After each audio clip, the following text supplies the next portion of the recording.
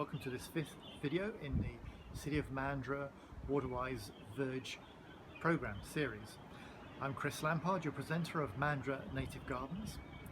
I want to talk a little bit about how you're going to continue to care and look after your garden going forward. I'm going to break this video up into separate sections. I'm going to talk about weeding the garden, watering the garden, feeding the garden, pruning, and then just a little bit about what to do to keep your woodchip looking good.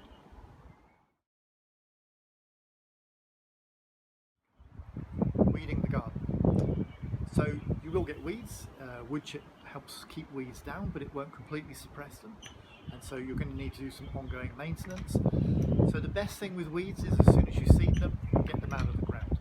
Broadleaf weeds such as dandelion and oxalis, all you need to do is get down into them with a fork or a trowel and just dig them out and bring them out by the root. The more of the root you can get out, the better. With oxalis, the more of the bulb you can get out, the better. So broadleaf weeds are pretty simple, they are easy to weed out. When it comes to grass, it's going to be a slightly more challenging thing for you. So even though you've sprayed out your lawn or mechanically removed it or covered it with black plastic, it seems to be inevitable that you will get some regrowth of grass, especially if you had a good strong lawn out there to start with. What happens is if the wood chip sits on top, any root that's down gets nice and moist, and then it begins to grow up, it finds itself in a nice moist environment and it just begins to grow. I've actually seen lawns become better after having wood chip put on them than they were before. Okay, so what are you going to do as you begin to see grasses come back?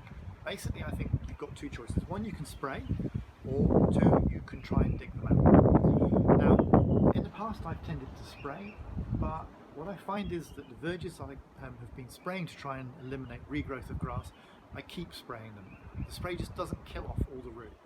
So now I've switched over to beginning to weed these out. And to do this, I find the best way is to use a garden fork. Push the garden fork down underneath where the grass is. You might need to clear the wood chip away first, and then just get in under the grass. Use the fork just to agitate it backwards and forwards, loosen the soil up, and then get in with your hands and try and pull out as much of the grass root as possible. So it's very important when weeding grass just to get as much of the root as you can.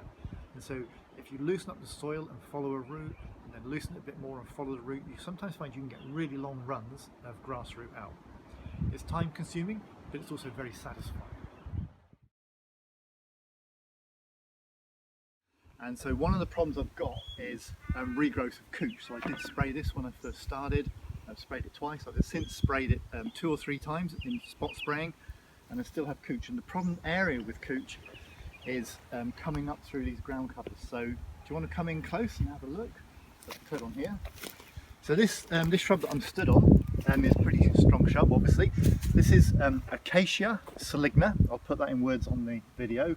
And this is a prostrate version of it. This is a ground cover version. This is usually a big shrub. This is usually grow up into a really big tree. Beautiful tree, but not great if you've got a small space. But this ground cover is fabulous.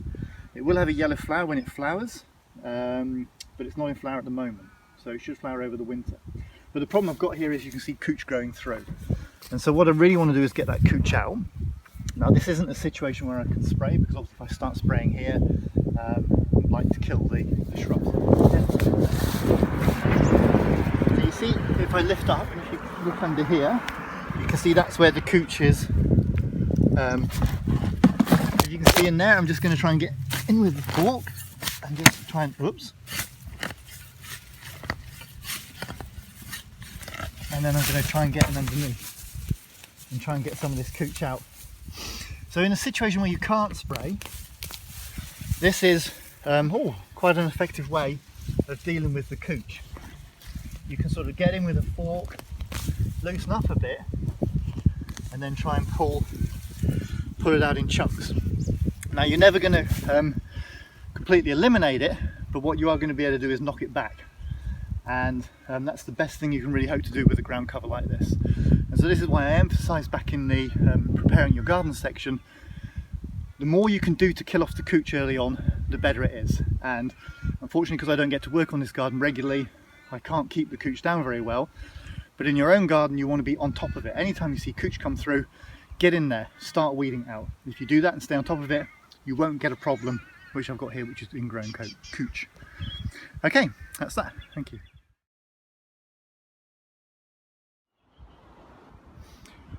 Watering. So when it comes to watering your garden, you obviously need to follow the Water Corp's watering program, which means you can generally only water during the summer. If you've put drip line in, which I hope you have, then you will only need to water once per week. And I would recommend running your drip line initially in early summer when it's still a bit damp under the wood chip, maybe for 30 minutes. And then if we get a really long, hot, dry spell, take that up to 40 minutes, possibly 45 if you really think you need extra time. The best thing you can do when it comes to watering is watch the plants, see how they're looking. If they're looking stressed, put a bit more water on. You can always do top-up watering using a hose. I quite like going around the garden and hand watering using a hose just to get to the plants which really need a bit of extra attention. And saying that, you should be careful of not over-watering. A lot of the plants don't enjoy too much water, they're adapted to a dry environment, so sometimes putting on too much water can cause the roots to rot.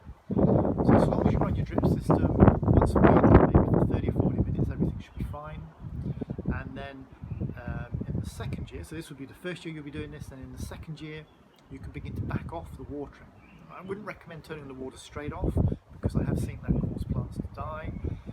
What you want to do is just begin to step the watering down. So you might take the water down to 20 minutes, and then in the third year you can probably begin to back the water right away.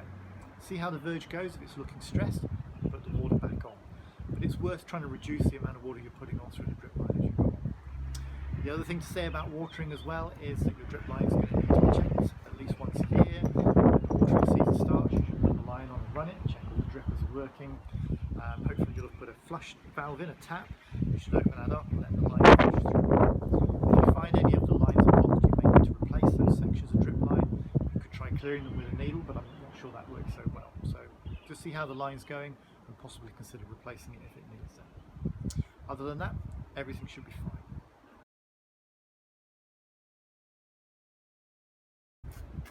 Feeding. Do native plants need to be fed? Well, personally I think a little bit of food is good for them. So when I plant them, when I put them in the ground, I like to give them a good feed. You'll have seen in the planting video the things I like to put in there: slow release native formula, some blood and bones, some manure maybe, some compost. If you use that mixture, you'll find your plant will get off to a very good start. You shouldn't really need to then feed it in the first year, but coming around to this time of year, around about autumn, in the next year, so their first year in the ground, at the end of that first year in the ground, it's worth considering putting some extra food on. And the food to put on there would be a slow release native formula. I like that because it stays in the ground for about 6 months and will keep feeding your plant through its growth period, which is coming into the spring. So you just sprinkle some of that on, and then you would just work it in with a fork or a trowel, just work it in gently around the roots and just leave it there. And you want to apply about a handful for each plant. That's for the first year after they've been in the ground. Subsequent years, I don't tend to feed them. You can continue to feed them if you want to, but what I usually find is once they've been through that period, the plants put down a good strong root system, and then you can pretty much rely on them to grow for themselves. So, some of your plants will die. That just seems to be the nature of the Australian natives. I usually reckon when I plant a garden of the size you're going to do, between 10 and 15% of the plants that you put in the ground will die. I don't understand why that is. I've tried asking people, or I have asked people, and nobody really seems to understand why some plants survive and some don't. Possibly depends on the soil, depends on the plant you put in. It's really hard to say. It's just the nature of the plants. One of the things I've noticed with these plants is when they begin to die, they tend to die very quickly. So 1 week you'll have a nice healthy looking plant, and then a week later it'll be dead. This can happen at any stage in their life. I've had plants which have been in the ground for 3 years, they're really healthy, they're growing up nice and big, and then they just die.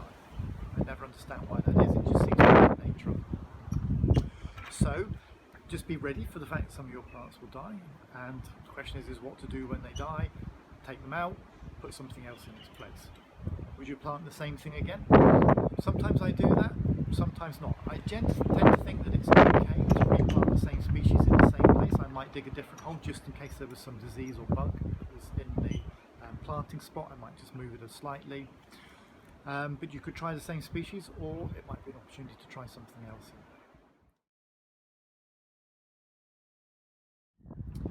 Pruning. There has been a bit of a myth that Australian gardeners don't need much care and attention, and I just don't really think that's true. I think the Australian garden responds as well to care and attention as any other garden does. So one of the things which is really useful to do is to keep pruning your natives. Why prune? Well, if you don't prune a plant, then you're going to end up with them developing very long, straggly growth, and this can look very unattractive because it can be very woody, very uninteresting. Your flowers are going to be a long way from the centre. They just don't look good. They look like bush plants. The bush is very nice, but personally I prefer a garden to look more like a garden. So obviously I'm English and I grew up with nice cottage gardens, so I like my Australian gardens to look like English cottage gardens. I like my plants to be nice and dense, beautifully pruned, well shaped. And so the way to do that is to keep regularly pruning. The best time to prune is directly after flowering, so you can just wait till you see your shrubs flower and then get out there and prune. How much do you want to take off? Well, it depends on the shrub. So fast growing shrubs, you can easily take a third of them off. So for example, most meadowleucas, I'm quite happy to have a third taken off. Other shrubs such as Banksias, which are slower growing, then you want to prune them a bit more gently because they grow so slowly, you don't want to take too much off. So in those cases I would maybe just take 10% off, or just a little smaller parts. Whenever you're pruning, of course, if you're going to prune with secateurs, you want to be looking to take out anything that's dead or diseased or damaged. They're the first things to do. So how are you going to go about pruning? Well, you're going to need a few tools for this. So the first and most important thing you need is a good pair of secateurs. But a good pair of secateurs, if you pay the extra money for a good pair, they will last you a lot longer, and they generally have a much sharper blade, which is easier to keep sharp. Another thing that you might need as your garden develops is a saw. This is just a folding saw. I really like this saw. This blade is very sharp, and you can go through a decent sized piece of wood very quickly with one of these. And when it comes to actually pruning bigger areas, when you're trying to prune a whole shrub, you might want to use a pair of shears like this. These are very effective.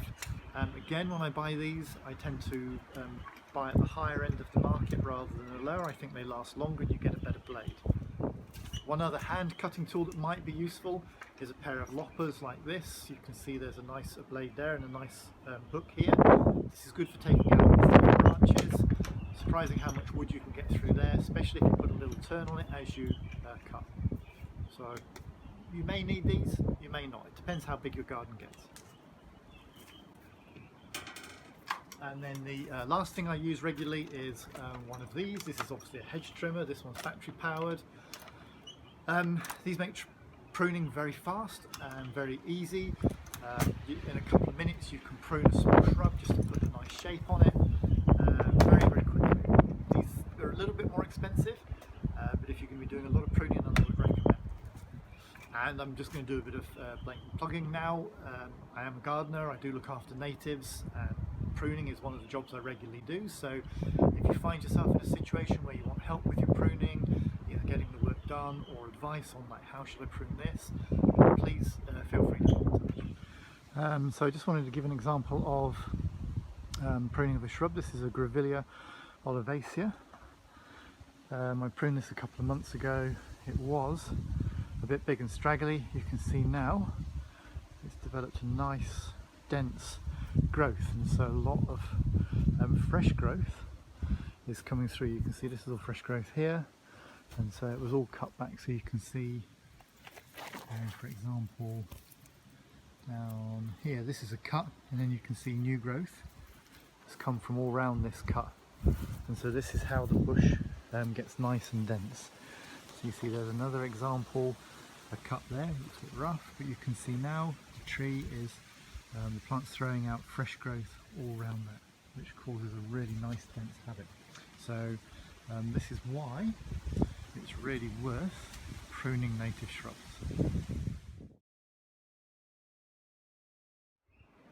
You'll be receiving a delivery of woodchip along with your plants to start your verge off.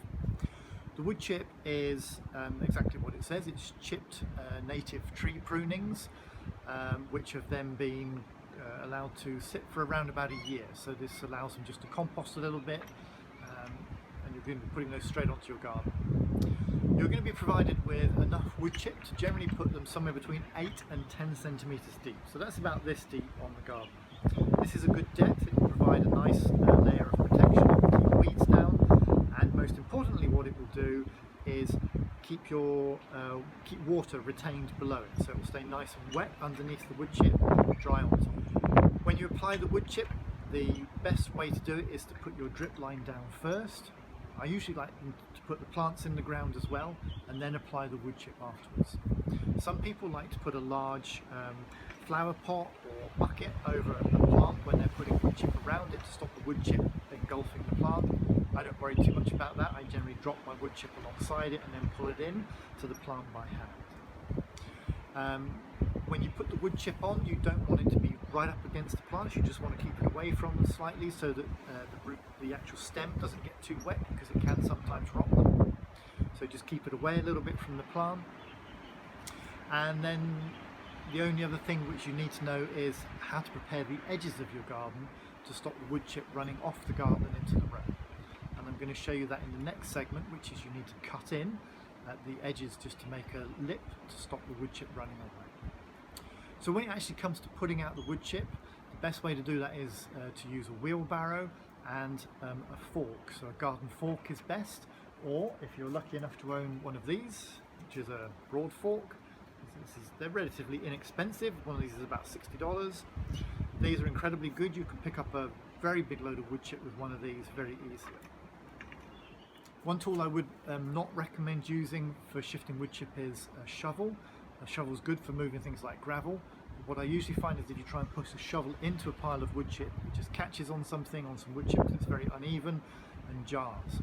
A fork is much better. So just an ordinary garden fork, just use it to scoop it into the wheelbarrow, take the wheelbarrow where you need it, tip it out, spread it by hand, and then rake it out. So to spread the wood chip, you can use your hands. I usually just push it by hand with gloves on, just to get it around the plants, just because they're quite a bit more delicate.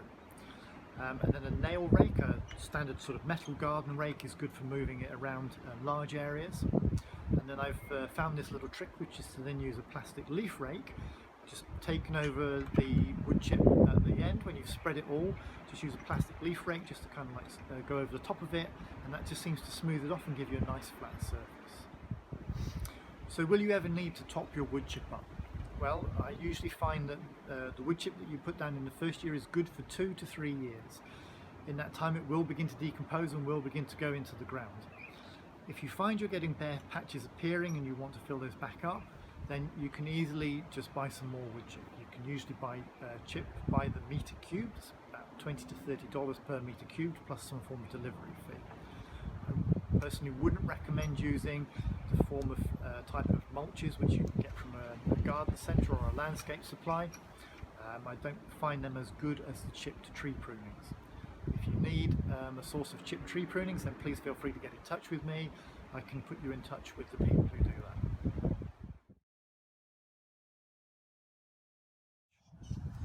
So you can see here, this is the edge on our drive, and you can see that the grass comes right up to the edge of the drive.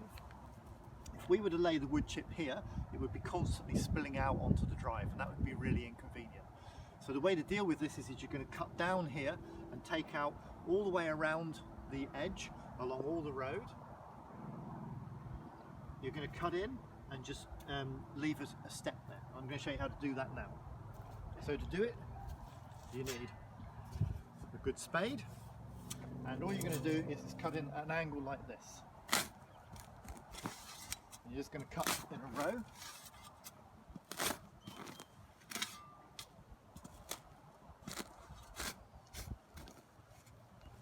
And then you're just going to lift this out. This bit that comes out, same as when you're planting, get rid of the grass root, keep the soil, spread the soil out onto here. And now you can see here, I've got a nice steep step down. And so when the wood chip gets laid, it's going to run down into there. Any movement of the wood chip is just going to run into here, not onto the drive. If that's too steep, you can always just smooth it off with your spade.